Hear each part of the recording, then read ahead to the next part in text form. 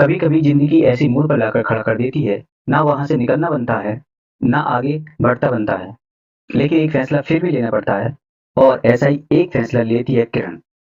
किरण न चाहते हुए भी इस फैसले को लेने पर मजबूर हो जाती है, ताकि वह एक अच्छी पत्नी बन सके, एक अच्छी बीवी बन सके। और एक अच्छी बीवी जब ही बना जा सकता है जब अपने पति को खुश रखा जा सकता है। तो चलिए दोस्तों, आज की कहानी में जानते हैं आखिर ऐसा क्या हुआ था किरण के साथ, क्यों उसको इस तरह का फैसला लेने पर मजबूर होना पड़ा। नमस्कार दोस्तों, आज की कहानी में ट्रायंगल लव स्टोरी है। किरण शाहिद और आकाश की है। एक तरफ पति है और दूसरी तरफ प्रेमी है। आज उसका पति आकाश इस दौरान पे खड़ा था कि वह हर वक्त अपने लिए मौत की भीख मांगता था। और मौत थी कि उसके पास भटकती भी नहीं थी। वह बिस्तर पर पड़ा था और उसको मौत भी नहीं आ रही थी। किरण ने अपना सब कुछ दांव पर लगा दिया था अपनी पति की जान बचाने के लिए। और आज वह उसे एक बड़े हॉस्पिटल में ले जा रही थी। लेकिन उसे नहीं पता था कि जिस अतीत से वह पीछा छुड़ाकर भागी थी, जिस अतीत को उसने बढ़ा दिया था, वही अतीत आज उसके सामने आकर खड़ा हो जाएगा। हाँ दोस्तों, आपने तो टाइटल में पढ़ा ही होगा, जिस डॉक्टर से इलाज कराने गई थी अपने पति का, वही डॉक्टर उसका प्रेमी निकला। तो दोस्तों, बड़ी ही इंटरेस्टिंग और चौंकाने वाली कहानी है। अगर आज यह कहानी सुनकर आपकी आंखों में आंसू ना आए, फिर मेरा कहानी सुनाना बेकार है। तो दोस्तों, बने रहिए और दिल थाम कर बैठिए, दिल लगाकर, मन लगाकर इस कहानी को सुनिए। इसके साथ मैं आपको ये बताता चलूं, इस कहानी के दो भाग हो सकते हैं और हो सकता है कि मैं एक भाग में भी कवर करने की कोशिश करूं, क्योंकि कहानी लंबी है। इसलिए बने रहिए मेरे साथ, ज्यादा टाइम वेस्ट नहीं करूंगा। ट्रेन में बैठी हुई किरण पति की तरफ देखती है। उसका पति अभी सोया हुआ था, लेकिन वास्तव में सोया हुआ नहीं था, क्योंकि उसकी आंखों में नींद कब की गायब हो चुकी थी। जब से आकाश का एक्सीडेंट हुआ था, तब से लेकर किरण अभी तक उसका इलाज करा रही है। जहां आकाश रहता था, वहां आसपास बड़े हॉस्पिटल नहीं होने के कारण उसका इलाज सही से नहीं हो पाया और उसके पैर में इन्फेक्शन लग गया। इसी इन्फेक्शन का इलाज कराने के लिए वह अपने पति को बड़े शहर दिल्ली की तरफ लेकर जा रही थी। जैसे जैसे ट्रेन बढ़ती है, वैसे वैसे ही किरण की धड़कन भी बढ़ती जा रही थी, क्योंकि उसके पास जो भी कुछ था वह अपने पति के इलाज में लगा चुकी थी। और जो पाई पाई करके उसने पैसे जोड़े थे, अब उन पैसों को लेकर ही वो दिल्ली के लिए रवाना हो चुकी है। वह एक पल अपने पति आकाश को देखती है और फिर उसके चेहरे पर हाथ फेरती है और फिर पास में रखे हुए अपने बैग को उठाकर उसमें कुछ ढूंढने की कोशिश करती है। तभी आकाश अपनी आंखें खोल देता है। फिर आकाश की नजर उस पर पड़ती है। आकाश अपने मन में सोचने लगता है, कहीं ऐसा तो नहीं मेरी पत्नी मुझे छोड़ने का विचार बना चुकी हो। वह बच्चों के साथ किसी स्टेशन पर उतर जाए और मैं यहाँ मरने के लिए पड़ा रहूं। अगर वह मुझे इस हाल में छूट गई, तो फिर मेरा क्या होगा। अभी आकाश के मन में इस तरह के ख्यालात पैदा हो चुके थे। वह सोच रहा था, उसकी पत्नी के पास पैसे भी हैं, अगर वह बच्चों को लेकर उतर भी जाती है, तो फिर मेरा क्या होगा। इतना सोचने के बाद आकाश ने आखिरकार पूछ ही लिया, बैग में क्या ढूंढ रही हो। किरण ने जवाब दिया, घर से निकलते वक्त मैंने अपना जेवर इसी बैग में रखा था, उसी को देख रही हूँ। आकाश ने पूछा, तुम जेवर क्यों लेकर आई हो। किरण ने जवाब दिया, देखो, हम बड़े शहर जा रहे हैं तुम्हारे इलाज के लिए। वहां पैसों की जरूरत पड़ेगी, मेरे रहने खाने पीने के लिए भी पैसे की जरूरत पड़ेगी। तुम्हारी जान बचाने के लिए मुझे कुछ भी करना पड़े सो मैं करूंगी। यहाँ तक कि मेरी जान ही क्यों न चली जाए तुम्हारी जान बचाने में, मुझे उसकी भी परवाह नहीं। यहाँ तक अपनी इज्जत भी नीलाम कर दूंगी, पर तुम्हारी जान हर हाल में बचा कर रहूंगी। इतना सुनने के बाद आकाश अपने आप को अपने मन ही मन में गालियां देता है। कहता है कि आकाश, नानत है तेरी सोच पर।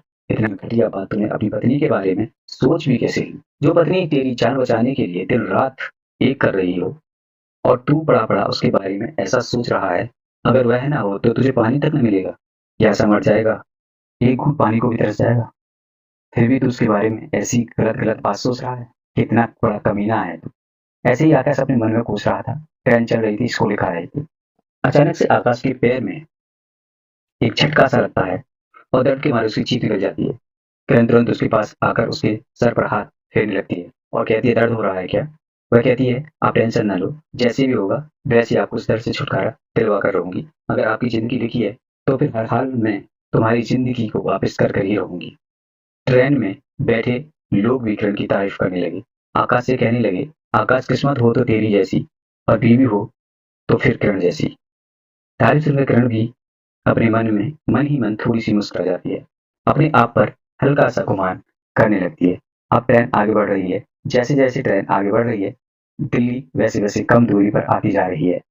और एक समय ऐसा आया, ट्रेन एक स्टेशन पर आकर रुक जाती है और वहां पर सब लोग उतर जाते हैं। रात का समय था। किरण बाहर जाकर एक रिक्शा वाले को हायर करती है और उससे बोलती है, हमें किसी अच्छे हॉस्पिटल पर ले चलो।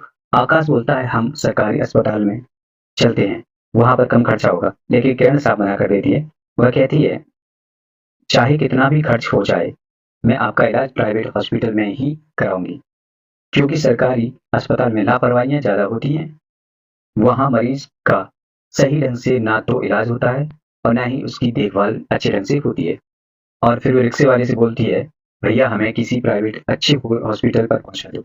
रात का समय था। एक नजदीकी अस्पताल में जाकर रिक्शा वाला अपना रिक्शा रोक देता है, जहाँ किरण और उसके 3 मासूम बच्चे साथ में उसका वह बीमार पति उतर जाते हैं। रात का समय होता है। बड़े बड़े डॉक्टर अपने घर गए हुए होते हैं, लेकिन इत्तेफाक की बात थी, उस दिन जिस डॉक्टर का वह हॉस्पिटल था उसका नाम शाहिद था। शाहिद आज 3-4 सक्सेसफुल ऑपरेशन करने के बाद थोड़ा थक गया था, इसलिए वह वहीं पर आराम कर रहा था। आराम करते करते उसकी आंख लग गई और कुछ हलचल यानी कुछ आवाजों को सुनकर फिर उसकी आंख खुलती है, तो वह हैरान हो जाता है। वह बाहर झांक कर देखता है आखिर हुआ क्या है, लेकिन वह केबिन से बाहर नहीं जाता है। उसे पता था कि अगर कोई बात होगी तो कोई ना कोई उसको बताने जरूर आएगा। ऐसा ही हुआ। एक नर्स उसके पास आती है और उससे पूछता है, बाहर क्या हो रहा है। तो वह जवाब देती है, कोई लेडी है, अपने हस्बैंड को दिखाने आई है। वह बड़े डॉक्टर को दिखाने की जिद कर रही है। वह कह रही है, मुझे इसी वक्त अपने पति को दिखाना है। वह पूछता है, क्या हुआ उसके पति को। जवाब देती है कि उसके पति के पैर में इन्फेक्शन हुआ है और वह इसी बात पर लड़ रही है कि उसके पति का इन्फेक्शन फैल रहा है। अगर उसका टाइम पर इलाज नहीं हुआ तो उसका पति खत्म हो जाएगा। नर्स उसे समझाने की कोशिश भी कर रही है, लेकिन वह समझने का नाम नहीं ले रही है। अब जबकि बात आगे बढ़ जाती है तो किरण खुद बड़े डॉक्टर के केबिन की तरफ बढ़ने लगती है और तेज तेज आवाज में कहती है कि शर्म नहीं है अस्पताल वालों को, किसी का चाहे मरीज मर ही क्यों ना जाए, लेकिन इनको तो केवल अपने से मतलब होता है। उधर नर्स उन्हें समझाती है, मैडम थोड़ा धीरे बोलिए, क्योंकि यह हॉस्पिटल है, कोई प्राइवेट जगह नहीं, यहाँ पर आप औरों को भी डिस्टर्ब कर रही हैं। लेकिन वह किसी की नहीं सुन रही थी। वह सीधे केबिन के अंदर जाती है और जैसे ही केबिन का दरवाजा खोलती है उसकी आंखें फटी की फटी रह जाती हैं। और साहिल जैसे ही पलट कर देखता है उसकी भी आंखें फटी की फटी रह जाती हैं। दोनों एक दूसरे को देख रहे होते हैं और देखते ही देखते दोनों पुरानी यादों में वापस पहुंच जाते हैं। किरण कोई और नहीं साहिल की पुरानी गर्लफ्रेंड थी और शायद कोई और नहीं उसका प्रेमी था, जिसे उसने शादी का वादा किया था। कॉलेज के दिनों में दोनों की लव स्टोरी काफी फेमस हुई थी। कॉलेज में दोनों के चर्चे थे और दोनों ने जीने मरने की कस्में खाई थी। शाहिद डॉक्टरी पढ़ने के लिए लंदन चला गया था और उससे कहा गया था कि तुम मेरा 5 साल इंतजार करना, मैं 5 साल बाद डॉक्टरी खत्म करके तुमसे शादी कर लूंगा। और उसने शादी कर ली। उधर डॉक्टर जब लंदन से पढ़कर आया तब उसे पता चला कि किरण की शादी हो गई।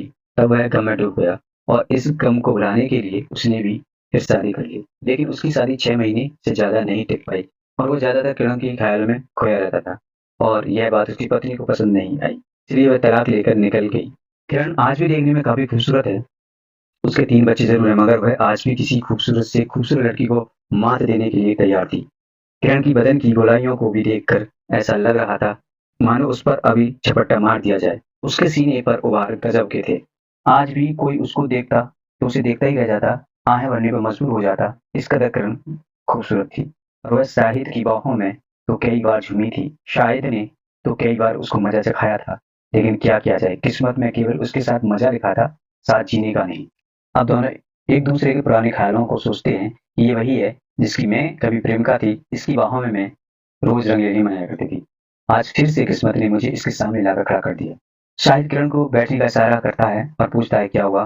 किरण कहती है, मेरे पति साइकिल द्वारा स्कूल पढ़ाने के लिए जा रहे थे, तभी एक ट्रक वाले ने उनको टक्कर मार दी, जिसके कारण उनकी पैर की हड्डी टूट गई, पैर भी कुचल गया। आसपास के डॉक्टर को दिखा चुकी, लेकिन डॉक्टर ने जवाब दे दिया लेकिन डॉक्टरों ने जवाब दिया कि तुम इसे कहीं बढ़िया हॉस्पिटल में ले जाओ, तभी तुम्हारा पति बच पाएगा। अदरवाइज इन्फेक्शन ज़्यादा फैल जा गया तो फिर इसका बचना मुश्किल ही नहीं नामुमकिन हो जाएगा। जब शाहिद इतना सुनता है तब उसके मन में लड्डू फूटने लगते हैं और वह अपने मन में सोचता है, क्यों ना मैं इसके पति को ही रास्ते से हटा दूं, ना इसका पति रहेगा, ना ये टेंशन में रहेगी, ये मुझे वापस शादी कर लेगी। आज भी ये देखने में खूबसूरत है, वैसे भी इसके पैर में इन्फेक्शन फैलता जा रहा है। इसको बेहोश इंजेक्शन देकर मार देता हूँ, इससे लोगों को यह भी पता नहीं चलेगा कि इन्फेक्शन की वजह से मरा है या फिर किसी ने मारा है, और मेरा काम भी हो जाएगा। इसके 3 बच्चे हैं, उन्हें मैं पाल ही लूंगा। मुझे कोई टेंशन नहीं है। लेकिन प्रॉब्लम है तो उसका पति, उसको जिंदा छोड़ दिया जाए या फिर उसे मार दिया जाए। अगर किरण को पाना है तो आकाश को, यानी उसके पति को रास्ते से हटाना पड़ेगा। शायद बस अपने मन में इतना सोचता ही है, तभी किरण कहती है जरा मेरे पति को देख लीजिए, तुम्हारी बड़ी मेहरबानी होगी। दोस्तों आगे की कहानी में अगले भाग में बताऊंगा, क्या शाहिद आकाश को मार देगा या खुद शाहिद मर जाएगा।